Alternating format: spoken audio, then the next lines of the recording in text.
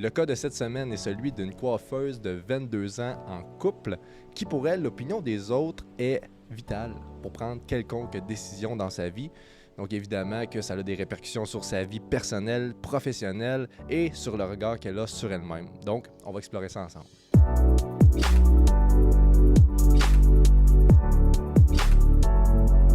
Bienvenue sur le Bifocus Podcast. Je m'appelle Sam Duchesneau, neuroactive coach.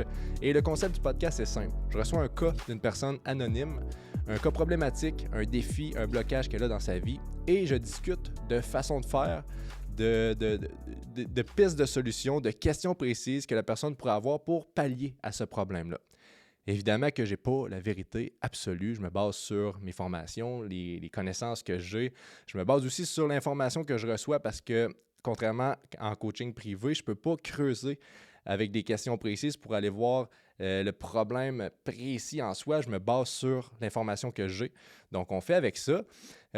Faut garder en tête que chaque problématique on peut lier chaque problématique avec une problématique qu'on a, même si ce n'est pas exactement pareil. Donc, je vous invite à faire des liens avec votre vie, avec des situations que vous vivez, puis tout le monde peut être gagnant de tout ça. Donc, on va y aller avec la lecture du cas de cette semaine. Mon problème est que, depuis toujours, l'opinion des autres m'est vitale pour prendre quelconque décision dans ma vie. Les conséquences que ça a sur ma vie de toujours me fier à l'opinion des autres sont que j'ai de la difficulté à avancer si je ne suis pas accompagné ou conseillé. Par exemple, une situation qu'elle a vécue, j'ai changé de travail il y a 1 an suite à une forte recommandation de mon entourage. Je n'aime pas du tout ce nouveau travail, mais je n'arrive pas à démissionner puisqu'il m'a été fortement référé. Ça m'empêche aussi de réaliser mes projets personnels. Depuis 3 mois, j'attends le Black Friday pour m'acheter un MacBook pour faire mes projets personnels. Le jour du Black Friday, je n'ai pas acheté mon ordinateur car 2 personnes m'ont mis un doute sur mon réel besoin envers celui-ci. Je leur ai demandé leur opinion, même si cela m'a plus nui qu'autre chose. Mais mon manque de confiance en moi est amplifié lorsque je ne suis pas validé par les autres aussi. D'ailleurs, mon ancien partenaire fumait du cannabis régulièrement. Pour me sentir validé par lui, j'ai commencé à en prendre malgré que c'était contre mes valeurs et totalement hors de mes habitudes. J'ai fini par en prendre en cachette tellement que j'étais devenu accro. Puis dès que la relation s'est terminée, j'ai plus jamais touché à ça. J'aimerais tellement être capable de m'auto-valider et d'avoir confiance en moi afin de ne pas être influençable. Merci. Merci pour ce cas. Merci de cette ouverture. Ça demande quand même une vulnérabilité de distribuer un cas, même si c'est anonyme. C'est très intéressant, tout ça. Moi, ce qui a retenu mon attention en premier lieu, c'est le mot, en partant, au début du cas, c'est le mot « toujours ». Depuis toujours, j'ai besoin de l'opinion des autres pour faire des choix dans ma vie. Depuis toujours. C'est long, hein, Christy, toujours, là. Si on pense à ça, là, depuis toujours, les choix que la personne a fait, elle les a fait par rapport à ce que les autres pensaient qui était bon pour sa vie à elle. Ça veut dire que depuis toujours, elle forge sa vie, elle vit sa vie selon des opinions des autres personnes. C'est quelque chose qui peut être assez lourd. On s'entend. J'ai vécu une période de ma vie qui était associée à l'opinion des autres beaucoup. Là. Tout mon style vestimentaire, la musique que j'écoutais, les croyances que j'avais, ce que je pensais de la vie, pas mal tous mes comportements étaient valorisés par ce que les autres pensaient que je devrais faire, parce que la société me dictait. C'était beaucoup au primaire pour secondaire. Fait que c'était ma gang d'amis à qui je voulais ressembler. S'ils écoutaient tel genre de musique, j'allais écouter tel genre de musique. S'ils s'habillaient d'une telle façon, j'allais m'habiller d'une telle façon.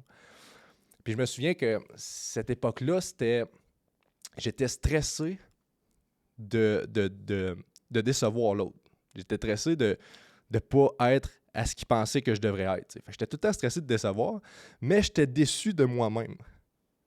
Et on voit que c'est pas plaisant des deux façons. Soit que je suis stressé de le savoir ou j'étais déçu de moi-même. Fait que c'était pas gagnant. Et j'ai fait un bon travail sur moi pour enlever ça de ma vie parce que je voulais pas que ça continue comme ça. Puis je voulais pas je voulais pas bâtir ma vie selon l'opinion des autres. Fait que tu aies 22 ans aujourd'hui, puis que tu réalises que depuis toujours, tu bâtis ta vie selon l'opinion des autres, ça peut fesser. Puis je mets beaucoup d'emphase sur genre, hey, depuis toujours, tu vis comme ça. Il faut que ça fesse. Il faut qu'il y ait comme un sentiment de, je suis tanné de vivre comme ça. C'est bon, ça a été comme ça. Faut pas que tu taillisses d'avoir vécu comme ça, mais là, c'est assez. Là. Parce que si tu continues à vivre ta vie selon l'opinion des autres, tu vivras pas ta vie. Tu crées pas ta vie. Tu es en train de créer une vie que les autres pensent que tu devrais vivre. Donc là, il faut que tu sois tanné. Il faut que tu remarques que ça ne peut plus continuer comme ça, mais y aller stratégiquement pour changer cette façon d'avancer-là. De ce que je comprends du cas, c'est que tu sais ce que tu veux. D'une certaine façon, tu es au courant de ce que tu veux. Parce que, comme dans le cas du MacBook, tu veux un MacBook pour tes projets personnels et professionnels. Tu sais que tu veux un MacBook. C'est clair pour toi. Fait que c'est pas un problème de vision floue, ou c'est pas un problème de clarté, ou c'est pas un problème de tu sais pas trop où tu t'en vas. Même si c'est pas parfaitement clair puis c'est pas à 100%, tu sais à peu près tu t'en vas où, tu sais que tu veux un MacBook, tu sais que le cannabis, c'est pas dans tes valeurs, tu es au courant de qu'est-ce que tu es, qu'est-ce que tu veux, qu'est-ce que tu vaux. T'sais. Mais quand l'opinion de quelqu'un arrive dans ta vie, quand l'opinion de quelqu'un arrive vis-à-vis d'une décision, là, ça brouille les cartes. Là, ça vient te déstabiliser, ça vient tout changer. Le chemin est plus clair, tu sais pas trop qu'est-ce que tu dois faire, puis selon ce que tu me dis, c'est que tu penches vers l'opinion de l'autre. Tu penches vers ce que l'autre te propose, ce que l'autre te suggère. Donc, ça veut dire que il y a un problème vis-à-vis l'opinion de l'autre. On s'entend? L'opinion de l'autre vient bloquer ton chemin, t'sais. Ce que tu ressens qui est bon pour toi. L'opinion de l'autre vient mettre un blocage ou vient brouiller les pistes. Donc,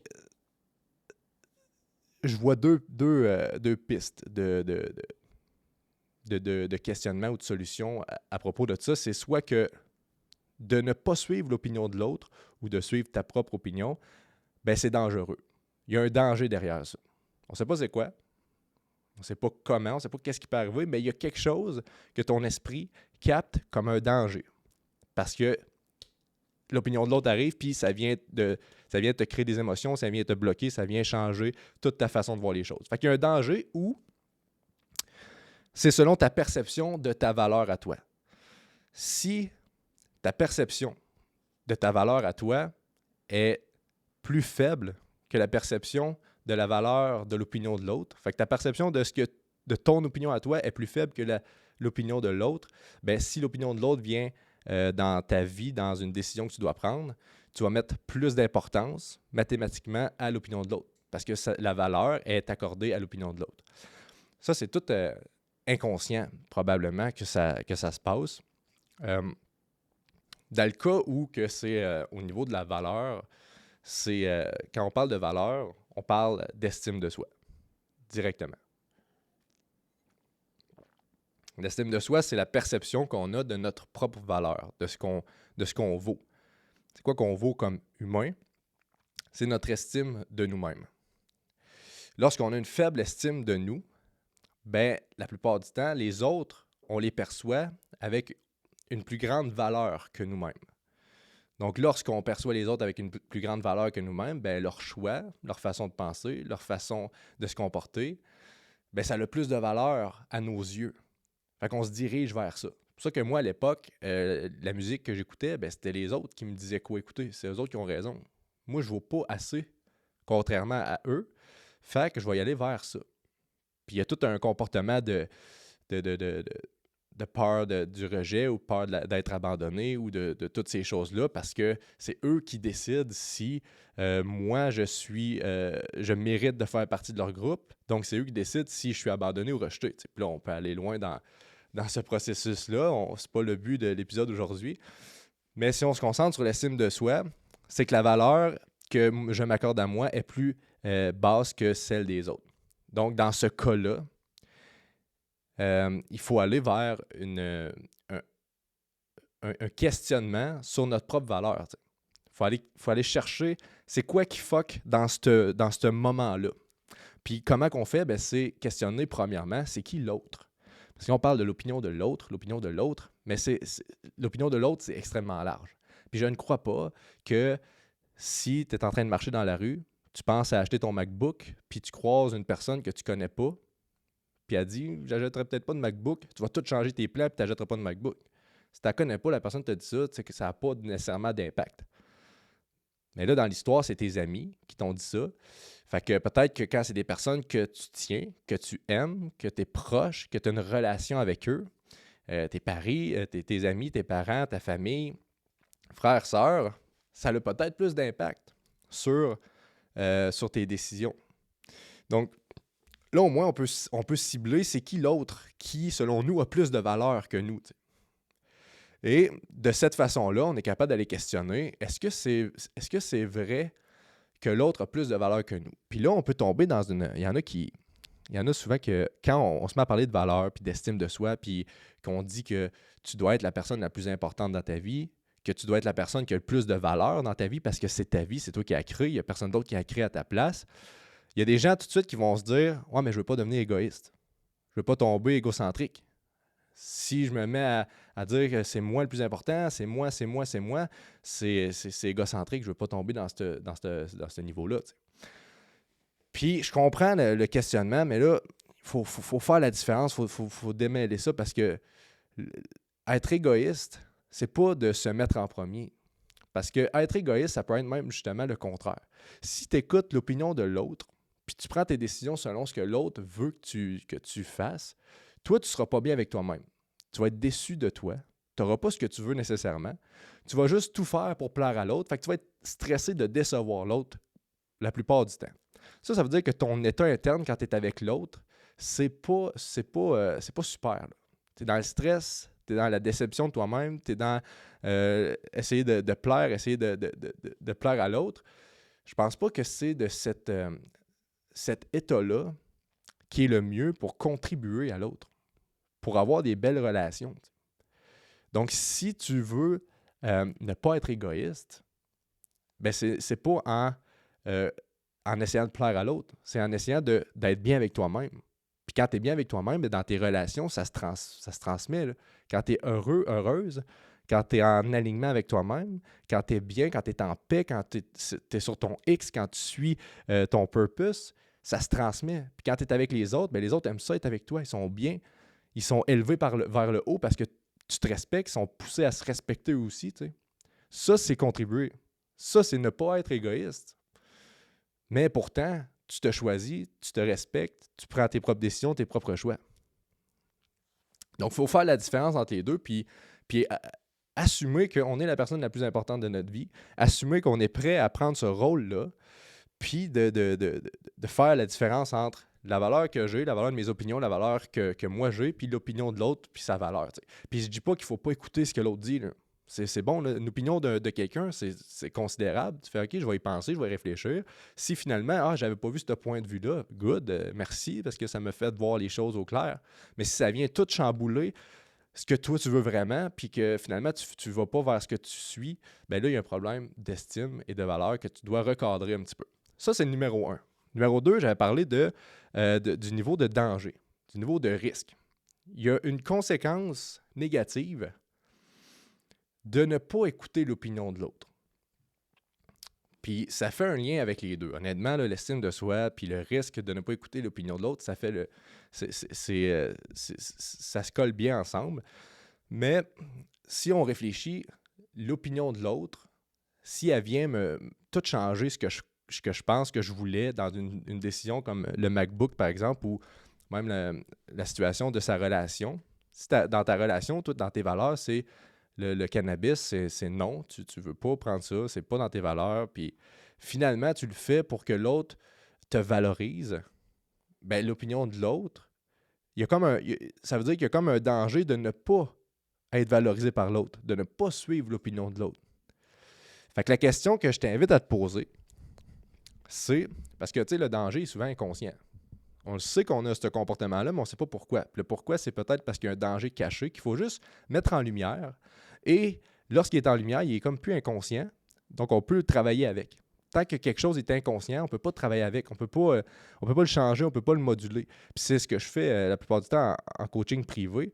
C'est justement, c'est des questions. C'est que des questions pour aller chercher ce qui est dans l'inconscient, mettre ça en lumière, puis travailler sur ce qui est vraiment. Travailler sur ce qui se passe.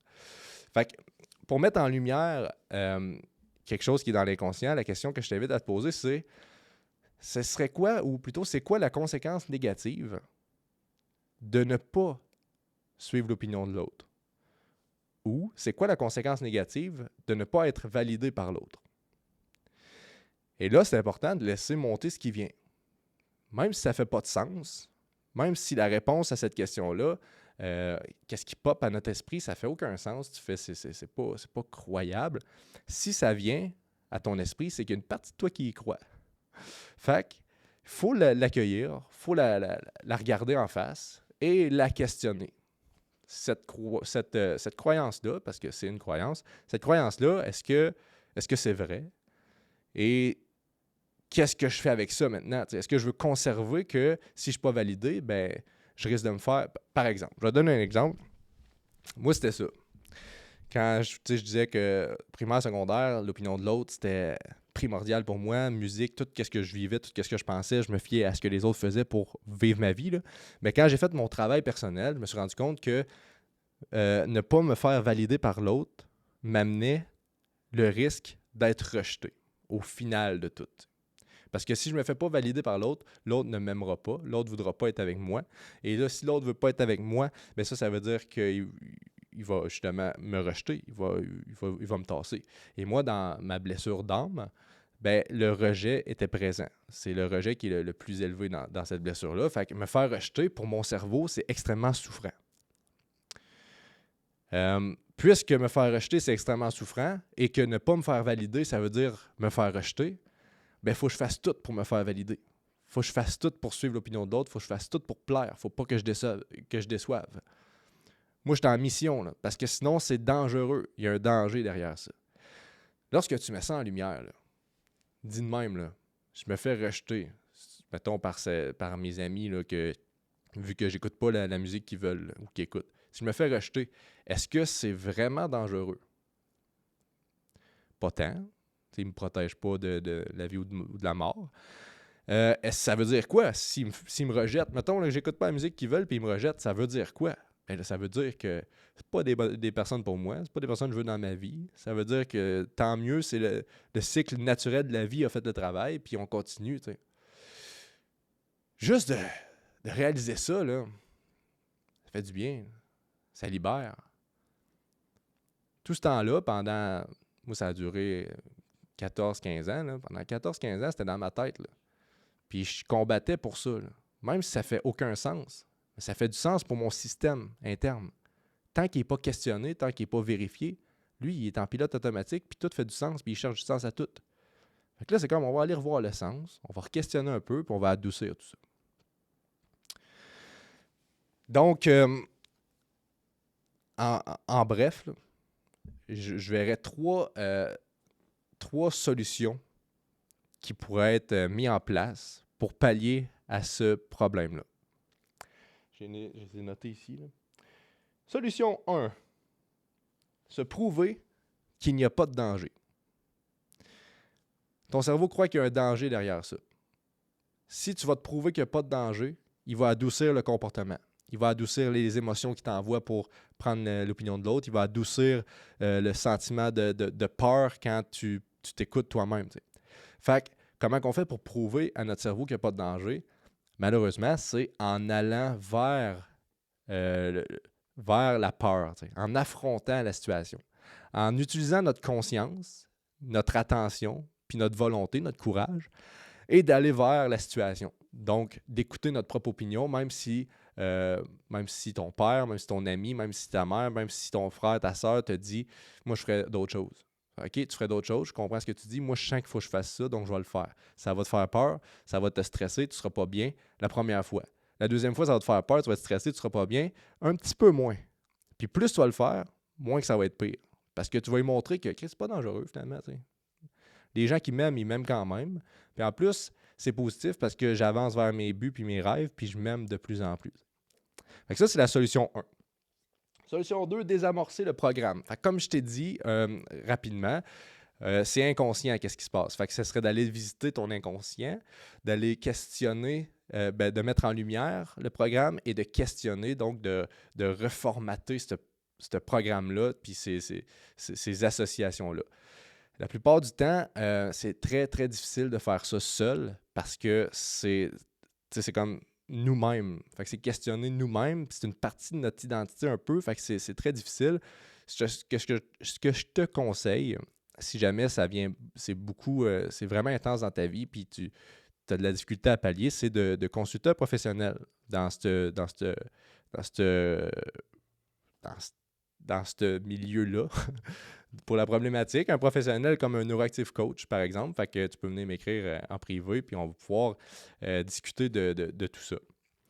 Et la solution 3, ça serait de cultiver tout simplement ton estime de toi.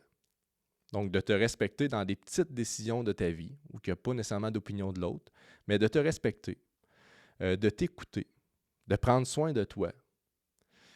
Plus tu vas te respecter, prendre soin de toi et t'écouter, au courant de tes journées, au courant de tes semaines, plus tu vas développer un amour de toi. Il faut que tu apprennes à t'aimer pour avoir une valeur. Si tu ne t'aimes pas, tu ne peux pas t'accorder la valeur que tu vaux réellement. Parce que la valeur que tu vaux, ce n'est pas celle que tu perçois. La valeur que tu as est c'est quoi le mot? Inestimable. La valeur que tu as est inestimable. Mais il faut que tu ailles te donner de l'amour pour la réaliser vraiment. Donc, en te respectant, en prenant soin de toi, en faisant tout ça régulièrement, plus que tu vas faire ça, plus que l'amour va venir en toi, tu vas t'aimer davantage et tu vas pouvoir voir réellement la valeur que tu as. Donc, je te remercie encore pour ce cas que tu as distribué. Si justement, tu n'arrives pas à pallier à cette difficulté-là, viens m'écrire sur Instagram, on va discuter ensemble. Pour les autres, merci de votre écoute, merci des partages que vous faites. Partagez cet épisode-là à quelqu'un qui vous vient en tête quand je discute de cette problématique-là. Ça peut vraiment aider une personne puis changer sa vie, littéralement. Puis je vous invite aussi à partager un cas que vous avez, une problématique que vous voulez vous départir. Pour ce faire, vous pouvez rejoindre mon Instagram. Dans la biographie, il y a un lien Linktree. Sur le lien Linktree, vous pouvez vous rendre à un document qui va être inscrit pour remplir le questionnaire. Tout est 100% anonyme. Sur ce, je vous dis à très bientôt. Je m'appelle Sam Duchesneau, Neuroactive Coach.